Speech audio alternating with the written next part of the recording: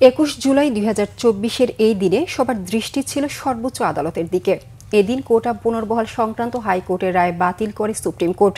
রায়ের পর্যবেক্ষণে সরকারি চাকরিতে বেধায় 93 আর মুক্তিযোদ্ধা ক্ষুদ্র নৃগোষ্ঠী ও প্রতিবন্ধী কোটায় 7% নির্ধারণ করা হয়। এর আগে বন্ধ করা ইন্টারনেট সচল না হয় এদিনও ক্ষোভ বাড়ে জনসাধারণের মনে। বিদ্যুৎ ও গ্যাসের প্রিপেড কার্ড রিচার্জ না করতে পারায় বিদ্যুৎ ও গ্যাসহীন থাকে অনেক এলাকার মানুষ। বিস্তারিত মামুন আবদুল্লাহ রিপোর্টে। 21 জুলাই 2024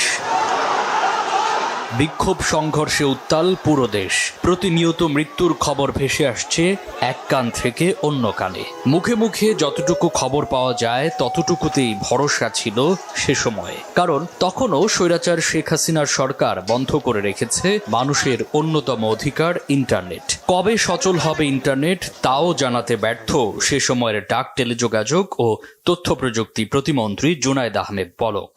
আমি হয়তো ঘন্টা, সময় বা দিন উল্লেখ করতে পারছি না।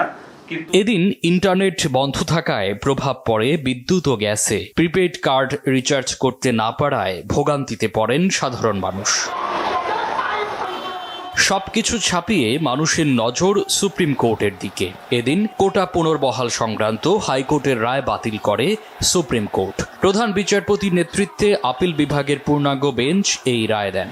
সরকারি চাকরিতে মেধায় 93%, মুক্তিযোদ্ধা 5, ক্ষুদ্র নৃগোষ্ঠী 1 এবং প্রতিবন্ধী কোটায় 1% নির্ধারণ করা হয়। সরকার প্রয়োজনে এই কোটাটা বাতিল, পরিবর্তন করার ক্ষমতা রাখবে তাদের। কারফিউয়ের দ্বিতীয় দিন সকাল থেকেই মোড়ে মোড়ে সতর্ক পাহারায় সেনাবাহিনী সহ আইন শৃঙ্খলা রক্ষাকারী বাহিনী। জনমনে আতঙ্ক। সব উপেক্ষা করে অলিগলিতে জড়ো হতে থাকেন আন্দোলনকারীরা।